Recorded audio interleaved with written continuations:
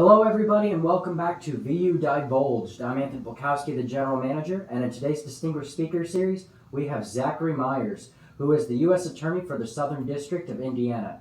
During his presentation, he talks about the steps he took in becoming a United States Attorney, and as well as some of the trends he has seen an increase in during his years. Please enjoy his presentation. Zachary A. Myers has been serving as the U.S. Attorney for the Southern District of Indiana since November 15, 2021. Nominated by President Biden and unanimously confirmed by the Senate, Myers leads a team of over 100 legal professionals addressing various legal matters, including federal criminal offenses, civil litigation, and the promotion of public safety and civil rights across the Southern District of Indiana.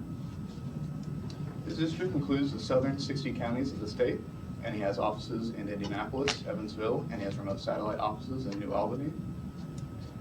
Without his leadership, the districts would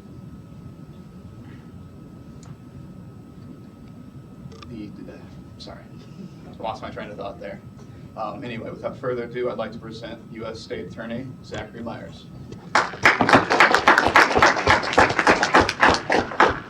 Thank you both very much. Can everybody hear me okay? Yes, sir. Excellent. I don't get to use my courtroom voice all that much anymore, so I'll try to speak up.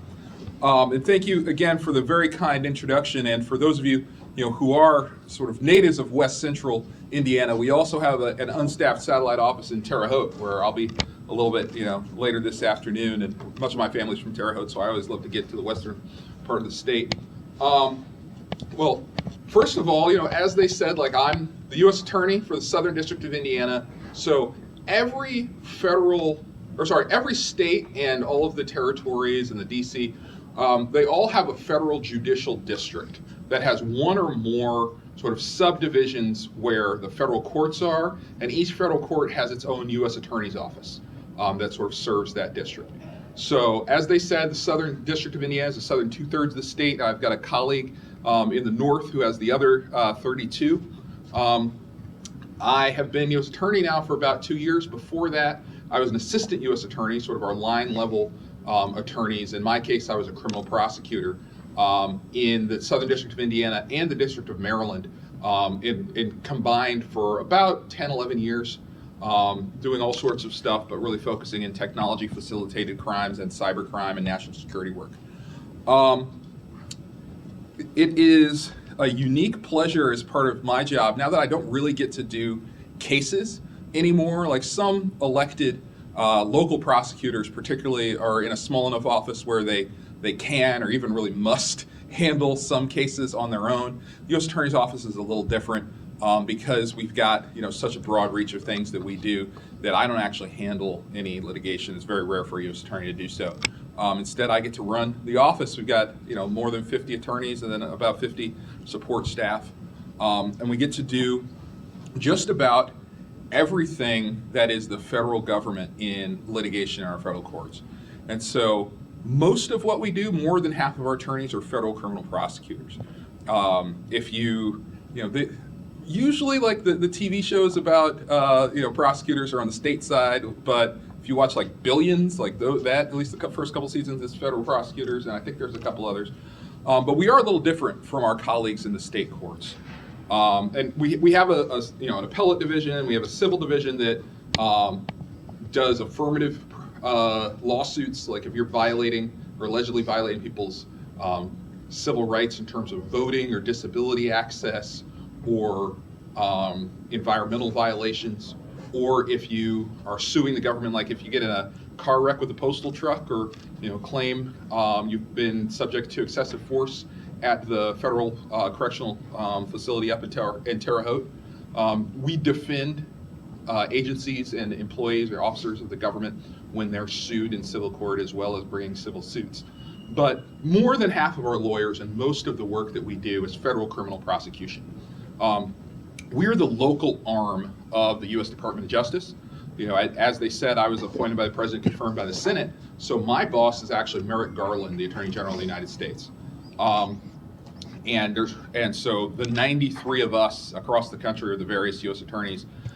We all run offices of different sizes with sort of different geographical footprints, but the same sort of core mission of the Department of Justice which has been the same for a very long time. It is, to keep the public safe, uphold the law, and promote civil rights. In fact, for those of you who, I don't know how much you guys have gotten into like the legal history of the United States, the U.S. attorneys, I think, are particularly proud of the fact that we are as old as the federal judiciary itself. The Judiciary Act of 1796 created the office of U.S. Attorney, and in fact, we had a U.S. Attorney's Conference a couple weeks ago, and I had the pleasure of getting to go to the National Archives and actually see a physical copy of like the bill on like sheepskin or parchment or something that they wrote that law on that created the federal courts and the U.S. attorneys. The Department of Justice wasn't created until after the Civil War, until 1870. It used to be the U.S. attorneys were out there just on their own representing the United States. But we realized as a country that if we have now ended the scourge of slavery and are working to make that promise of equal justice under law more of a real thing, in order to do that, you're going to have to bring, whether it's civilly or criminally, you're going to have to do a lot of this work in court when you have sort of a rules-based order, under the law, and we're trying to put down our weapons at that point.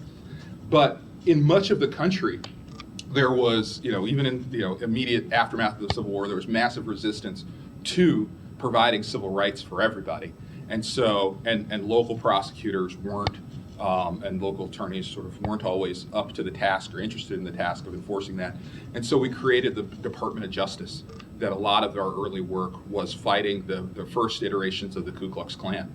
And the department has grown and its mission has grown, and much of what we do now in terms of keeping the public safe, our violent crime unit focuses on gun violence, whether it is people who are using firearms in the commission of federal crimes, whether it is people who are illegally distributing firearms, gun traffickers, people who are putting guns in the hands of people who under the law have no business having them, as well as people who, the data shows us are particularly dangerous and nevertheless persist in illegally arming themselves.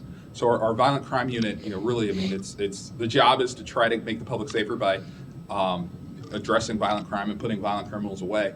And then on the drug trafficking side, also we're focusing on saving lives, and I think everyone knows that the vast majority of the overdose crisis that we continue to face is fueled by synthetic opioids, primarily, fentanyl and related substances. But significant, about 30%, I think, the last year of overdoses were still the psychostimulants, still methamphetamine. Methamphetamine is very much still a deadly and dangerous drug, but the opioids have really swamped that and created a overdose crisis that we've just never seen in law enforcement before, when you have a drug that's so cheap, so plentiful.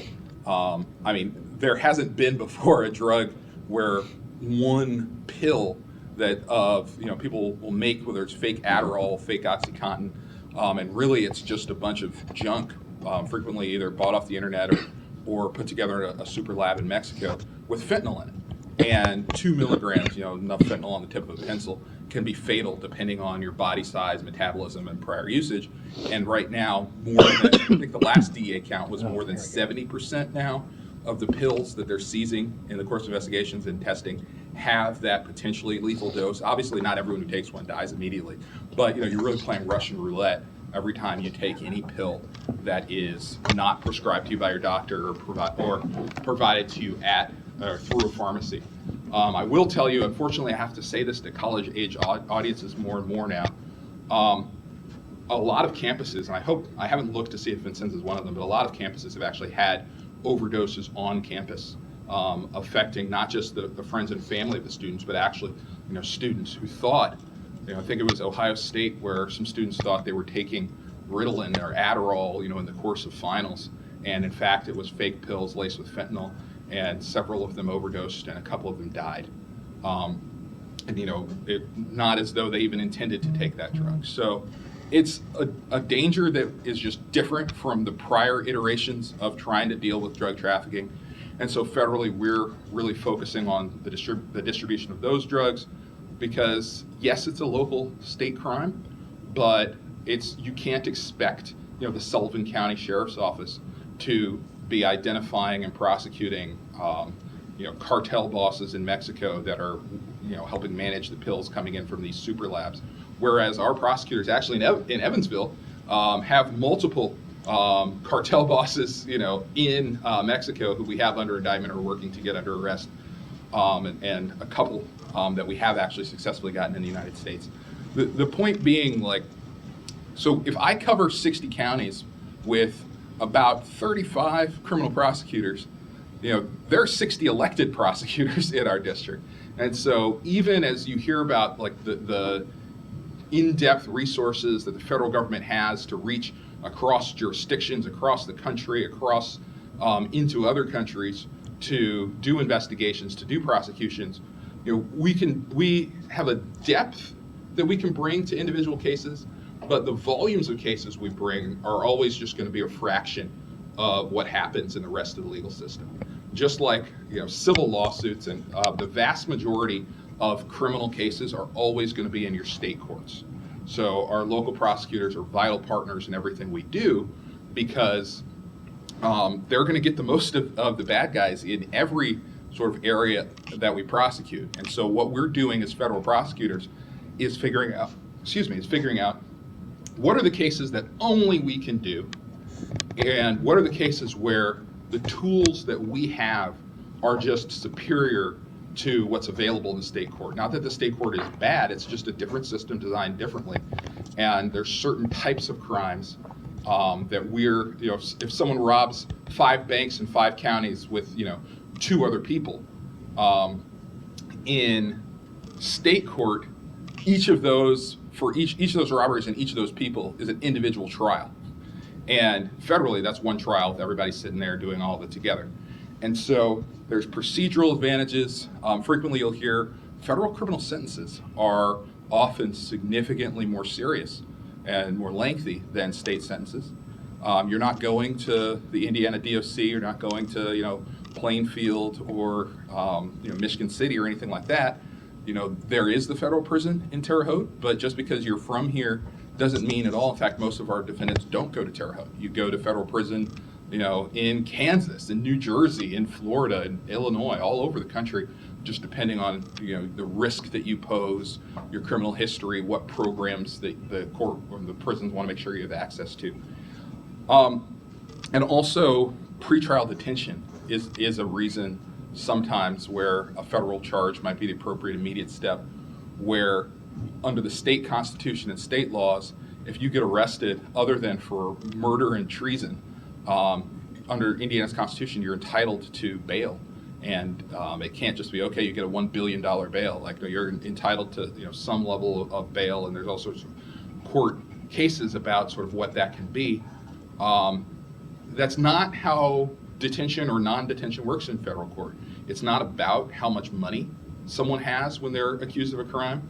That doesn't even really play into it. The questions that the court asks are, if the government is seeking someone to be detained, and we think about the same things the court does this defendant pose a danger to the community? Is this a defendant a risk of flight or risk of obstruction of justice? If they are detained in custody pending trial. If they're not, if there are some conditions that the court can impose to mitigate against any of the risks or concerns they have based on the defendant, then they're released and put on conditions, because you're accused of a crime. You haven't been convicted. We're not sending you to pretrial detention to punish you. It's a protective thing, and so we want to be careful that we're only using it where it's appropriate. But a lot of the factors that get you held pretrial line up with the things that make us choose you as a federal defendant to begin with. Because the core of being a prosecutor is discretion. It's making choices. If there are because our office is so much smaller, there are always going to be far more crimes that could be prosecuted that meet the elements of a criminal offense that are a crime than we're ever going to be able to actually bring, even if you quadruple the size of my office. So then the business that we're in is figuring out, what are our strategic priorities? How do we use the resources that the public has given us to have the greatest impact on safety and upholding the law in the communities that we serve? And so we try to build our programs and build our strategic plan and our prosecution guidelines to address those things. But in addition to, I talked about the drug trafficking and the violent crime, then we have our general crimes unit, which is sort of everything else. It's much as, in fact, I came up in our general crimes unit as a baby prosecutor, where all of the fraud, economic crime cases, all the cyber crime, national security is its own separate, smaller unit, which we do some very interesting and fun stuff there that, maybe someday you guys will get clearance and a need to know and I'll tell you about it. But otherwise, the national security is often their own world sometimes. But also they deal with like domestic violent extremists where usually there's not classified material there. But we do complex fraud cases. We do public officer corruption cases. We do civil rights cases, unfortunately, sometimes against law enforcement officers. People have been entrusted with the public's authority and nevertheless abuse that and, willfully violate people's constitutional rights, usually through the use of excessive force or sometimes getting caught, lying, trying to cover that up. And while those things are fairly rare, thankfully, in the scope of how many cases we bring, it's a part of the work we bring that's a priority of ours and is particularly important because to maintain the legitimacy and I think respect and support for law enforcement when people cross that line and go far beyond, not just like bad policing or bad judgments, but intentionally, committing a crime, knowing that it's a crime when they do it, then we have to hold them accountable. And we do a lot of work in the area of child exploitation. Our office is known for being particularly, successful and aggressive in that area. People who are either trafficking in child sex abuse material, particularly if they've got prior offenses in that area, or people who are actually either in person or online exploiting the children or engaging in sex trafficking, human trafficking offenses. We prosecute those as well, including actually, around here, up in Terre Haute, we've got some of that going right now. So we do a wide variety of work. A lot of it I think is really interesting and challenging, and I think it's important. And I hope that I know that the students in this class, in this program, and having a professor who has a lengthy history of not just public service but public service in federal government, federal law enforcement. I think it's important that as I think many of you are probably considering careers in public service, that you consider not just public service but federal public service. We need the help. Law enforcement needs help right now. We just do not have enough people putting their hands up, choosing to join law enforcement. Sometimes it is, I think, because of the pay. Sometimes it's because of the risks that you face.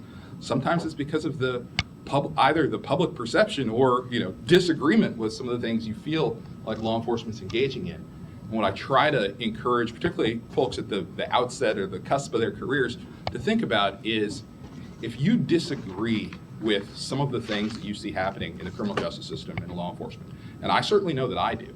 At times those things definitely come up. But if you look around, the people who are engaging in policy conversation or even policy makers, people who are defending individuals who've been accused of crimes, people who are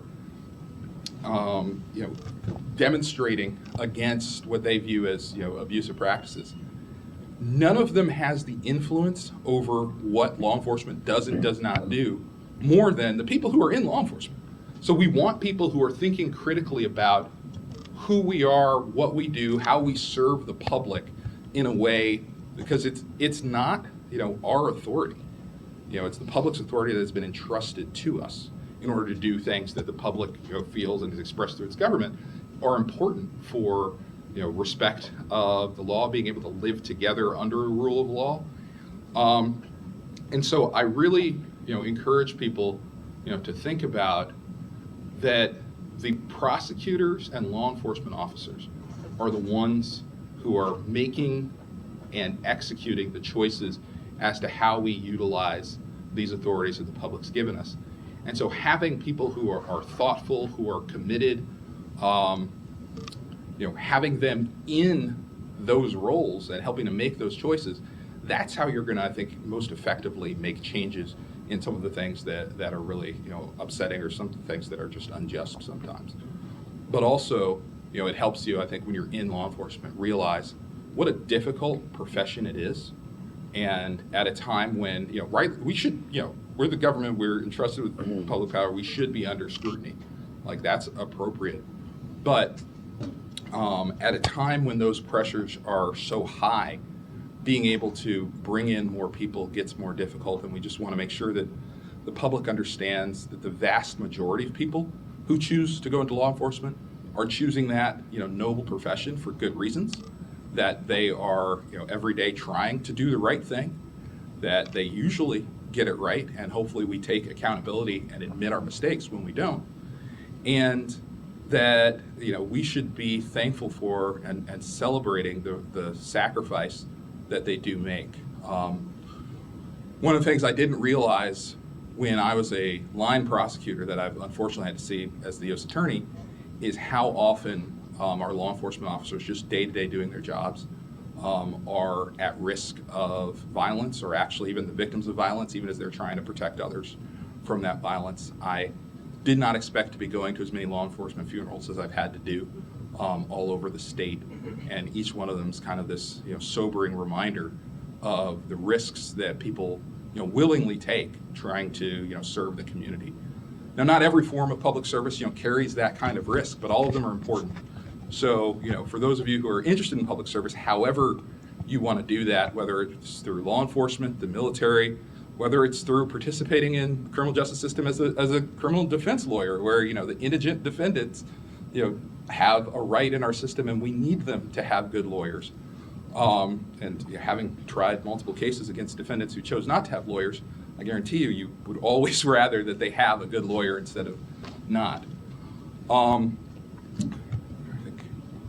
I was hoping not to, I can just talk about this job and public service and what I have done and what I like to do really for hours on end. But I want to make sure to give a good amount of time to address, your concerns, your questions. I'm not sure what you've covered in class thus far this semester, so I don't know what things you're particularly interested in, or just looking around, the world, or your thoughts about law enforcement, or just having a chance to ask the U.S. Attorney some questions, whether it's about that or career stuff or whatever you'd like. I will say I was asked to touch a little bit on what the Department of Justice does and what my office does as we're in a climate where we're seeing a significantly increased, obviously for geopolitical reasons, in the last month, a significant increase in hate incidents all over the world and all over this country, particularly targeted towards our friends in the Jewish and Muslim communities. And one of the things, we talk about promotion of civil rights being in our mission, and we actually have both criminal and civil attorneys dedicated to civil rights issues, whether it's bringing lawsuits or bringing prosecutions for hate crimes. And we do a lot of outreach along those lines as well. In fact, on Monday night in Indianapolis, we're meeting in conjunction with the Anti-Defamation League and Indianapolis Metro Police, and we're talking to community folks about what it is that we do in federal law enforcement to respond to hate incidents, because of course, the First Amendment, is sacrosanct in this country, and people, have an absolute right to express their feelings, their disagreements, to do so loudly, to do so sometimes, in, wildly, inflammatory, inappropriate, angry, profane ways. What they're not allowed to do, and what no one should be subjected to, is illegal threats of violence, of criminal harassment, of people actually engaging in whether it's destruction of religious property, or engaging in violence against individuals because of something like their religious background or perceived religion, or their national origin, or the color of their skin, things like that. Those aren't just state, like assault type crimes, those are federal hate crimes. And so we do work in that area. In fact, we have some of those cases pending around the country as well. In the last few years, we've seen also an uptick in hate incidents against people of Asian American or Asian backgrounds. And so we dedicated resources there as well. And I anticipate, as long as people are experiencing increased tensions around and sort of the crises that we see around some of these issues, that some people are going to choose to do things that violate the law, and we're going to have to respond federally. But as you can kind of guess, I think is how I've bounced through things a little bit. There's a wide variety of stuff that we can do federally and that we do choose to do, even though our resources are limited and our jurisdictions a little bit limited. Because if you are beat up in a bar, if you are mugged on a street corner, that's probably not a federal crime. We can only enforce the laws that Congress passes as opposed to the states, and Congress is limited to passing things that have sort of a direct federal nexus, like for whether it's because it touches on taxes or interstate commerce or federal, like bank robbery is illegal because banks are insured by the federal government, things like that. But so what it means is that not every crime is a federal crime. So if we have limited resources and limited jurisdiction, that just puts more focus on making choices about where the right place for us to intervene federally is. And I'm sure, we can always do better, but we really do work hard at trying to get that right. So with that sort of talking a little bit fast, and I have zero concept of what time we go to, so I will rely on you guys to tell me, all right, stop. Questions, please. Actually, I'll go this way. I saw you first, I think. What's your education like, and like others who hold similar positions? Sure. So I went to college, got my political science degree, and then I went to grad school. You don't have to do that for that, but I went to grad school in D.C. For political management, and then I went to law school. I went to college at Stanford and then law school at Georgetown. And then right out of law school, I went to a law firm for a couple of years before joining the U.S. Attorney's Office in Indianapolis. You have to have a law degree to do what we do, but other than that, bachelor's in law degree and like anything else is just, not extra, but is not required. A lot of people who do become federal prosecutors, whether as the U.S. attorney or as an assistant U.S. attorney, a lot of folks will do federal judicial clerkships, where they'll spend a year or two working in the chambers of a federal judge, sort of helping them with their work and seeing what it's like to be in federal court. I didn't, but many of my colleagues and the folks who work with me did. Does that answer your question? Yeah.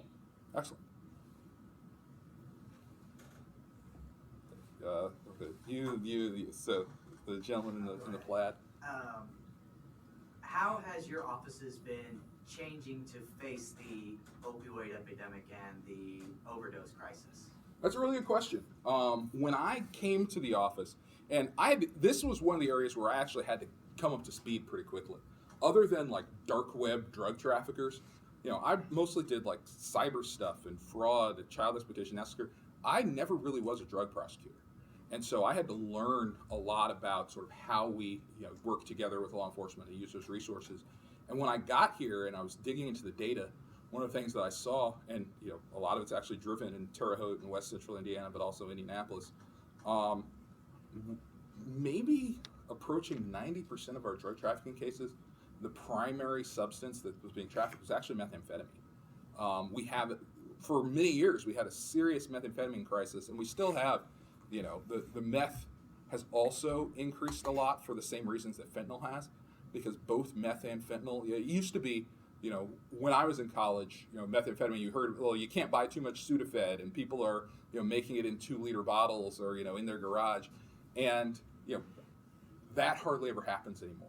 Both fentanyl and methamphetamine now, almost exclusively, precursor chemicals, usually from Asia, usually China or sometimes India or elsewhere in Southeast Asia, are getting shipped to cartel facilities in Mexico. For those of you who watched Breaking Bad, back then that was much more theoretical. The chemicals going to the super labs, pumping out high volumes of extremely high potency drugs, but for at least the last 5-7 years, like that's the world. That is what we're facing in law enforcement. We're facing at a tremendous scale where tons and tons and tons of these chemicals, in fact, I think the president is meeting and talking to the president of China about that. I still call him president. I forget what they call the allegedly elected person. But the leader of the People's Republic of China is meeting with the president. One of the things they're talking about is the precursor chemicals because it's such a big problem. And so we have a drug that is so relatively cheap and yet so potentially deadly. It is something that law enforcement has never really faced before. The prior iteration of the opioid crisis was driven by primarily overprescription or diversion from the lawful pharmaceutical stream of things like hydrocodone, OxyContin. And now that is not nearly the problem as it was because everyone can just get fentanyl on the street and in huge volumes. And it kills people at a rate that none of the other drugs we've dealt with in law enforcement ever have before. And so when I get here and I see how much of our cases, and there's a lagging indicators, it takes time to build cases and identify. We're not doing, like the guy who's on the corner, selling drugs. We're looking for suppliers. We're looking for major traffickers. We're looking for, people who have significant quantities of drugs, passing through their hands or, that they're holding on to. Because with those limited resources, we're trying to get the most bang for our buck and have the most impact in our cases. And also because the federal sentences in this area are pretty significant. And we want to make sure that we're using those in the right cases because not everyone needs to be in federal prison for 5, 10, 15, 20 years. So we want to make sure we're picking the right people. So one of the things that I did coming in and as part of the guidance from my bosses, but also just looking at what's happening in the district, is we've really, it's not that meth enforcement is not still important. It is. And frankly, some of these meth distribution, drug trafficking organizations have actually started doing, fentanyl trafficking as well, or even moving to fentanyl because in a lot of markets there's more profit to be made in fentanyl for the drug dealers. And so we've been pushing our enforcement, to a higher and higher percentage every year of our cases being primarily fentanyl, particularly focusing on armed fentanyl dealers, on fentanyl dealers that we can tie to overdose deaths. But we know that every kilo that of fentanyl that we take off the street is many, many potential, if 2 milligrams can kill you, a kilogram is, you can do the math there, like that's a huge problem. And so we're focusing on major fentanyl distributors and sort of changing and the way you investigate and way you prosecute and some of the legal stuff you have to deal with. It's just a little different in the fentanyl context than in other drugs. And so we're working to sort of retool our practices and policies and sort of strategies to address primarily the fentanyl crisis. So that's the big change that we've made. Thank you. Ma'am, How do you feel you did on one of your main cases being a prosecutor? how did I did on what cases, sir? Any of your cases as being a prosecutor? I'd like to think I did well. So federally, people hear sometimes, 90+% of federal defendants who are charged plead guilty. And of those who do not plead guilty, 90+% of those are convicted at trial. And the reason for that is not because, we're so much better than prosecutors in the state system. Like, no, it's structural. It is because federal law enforcement agents, they cannot get a subpoena. They cannot get a search warrant. They cannot make an arrest, and they absolutely can't charge someone without a federal prosecutor being part of that. It's just different than local police can and have to make those immediate decisions about they've seen a crime take place and they're going to respond and they have probable cause and they're going to make an arrest. Federally, even when they see what we call an outright arrest, even where the agent sees the crime happening, if they don't already have a federal arrest warrant, they're on the phone explaining to the AUSA to get authority to make the arrest. Like, we work hand in hand on the front end with our federal investigative partners, but also we say no. We say no a lot because there's far more cases than we can ever bring. And so for every case, essentially at its core, we're asking two questions.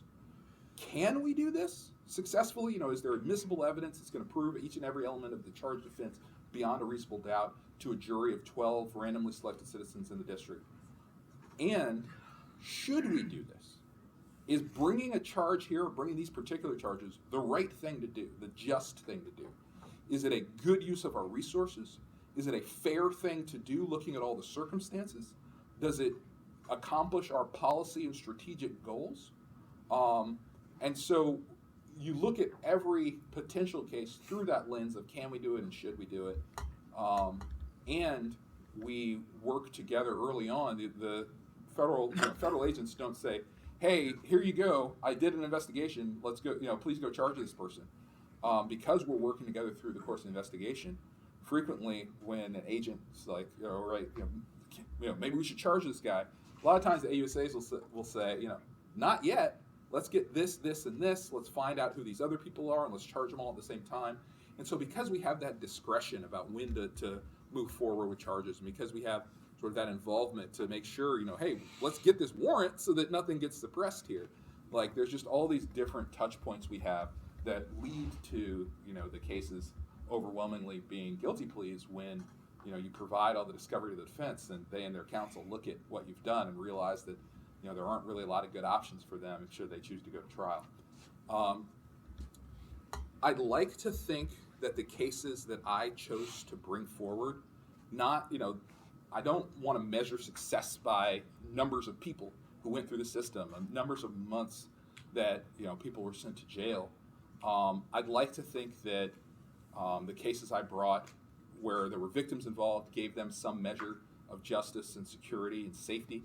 I did a lot of cases involving the sex trafficking of minors, a lot of cases involving the exploitation sexually of minors, and those were a particular passion to me, or people, people who've been victims of, ransomware, people who, stole massive quantities of classified information from the government that were exceedingly dangerous.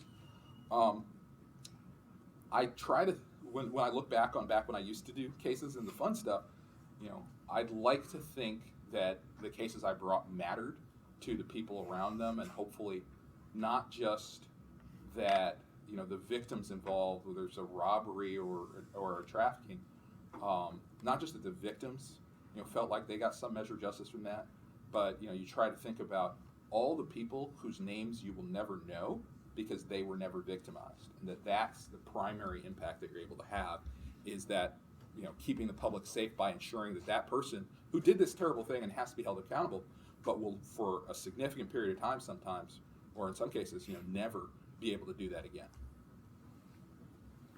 Yes? So you talked about some of the issues that you're focusing on right now. Mm-hmm. Are there any issues that are really a concern right now or haven't been a concern in the past that you think could be a major problem in the future? When I started as a prosecutor in 2011, the thought that, well, we need to get really good at tracing cryptocurrency so that we can fight back against ransomware gangs. None of those words really meant anything then. So, fentanyl, like, what's that everyone's doing? People in Scott County are dying from overdoses of Opana. No one uses Opana anymore illegally, although not really much. So the threats that we're facing always change, are always going to change. I mean, one of the statutes that has come back in vogue in terms of us using it again now is the National Firearms Act. There's certain categories of guns that are illegal, and Congress back in the Tommy gun era in the 20s and 30s, when gangsters like Al Capone and John Dillinger were running around and engaging in gun battles with law enforcement or with each other with machine guns, and the Congress and the public were horrified and made it illegal in almost every case for individuals to have machine guns. And when I started as a prosecutor, I remember when one of my colleagues who handled a lot of gun prosecutions, brought a machine gun case, and it was like, wow, machine guns? No one has machine guns. Now there's Glock switches, and like everybody has machine guns. It is terrifying, and the Glock switches itself is a machine gun conversion device. Whether it's an auto sear, Glock switch, there's all these devices that you can put into a rifle, a handgun, that turn them from regular semi-automatic weapons into fully automatic weapons with something that's like the size of your thumbnail, and all of a sudden this pistol is unloading 10 rounds in under 3 seconds. And then people are putting extended magazines on them. I think we seized someone who had a 9mm handgun, for those of you who know anything about firearms, 9mm handgun with a 100-round drum magazine attached. Like, in what world does that make any sense? But also was modified to fire fully automatic. And, I think sometimes you have young people, children, or just young adults who came up playing a lot of video games and think this is cool. But we have all these mass shootings. We have, anyone who has served in the military law enforcement knows that there are very few practical applications for automatic weapons, certainly not in an urban just setting, sort of interpersonal conflict. I mean, that's suppressing fire, when you're dealing with an enemy army. It doesn't make any sense to have all of these children running around with machine guns. but yet routinely, especially in and around central Indiana and Indianapolis, but also more and more in southwest Indiana, we're finding that the guns held by criminals, not just it's already bad that you've got an illegally armed criminal, engaging in violent crime, engaging in drug trafficking, but now they're armed with machine guns. And so just the danger posed to the public by that is tremendous. And so, that is something that wasn't really a thing even, like 5 years ago. And so we're always having to adapt in law enforcement and focusing on what is the biggest threat today. And I'm sure that the things we're talking about today, 5-10 years from now are, most of them are probably going to be different, or there's going to be new things that we hadn't even considered today. So, it is a kind of game of evolution, but that's why we serve, and it keeps the job interesting. We have time? We're going to introduce our president of Citizens University, Oh, President great. Johnson.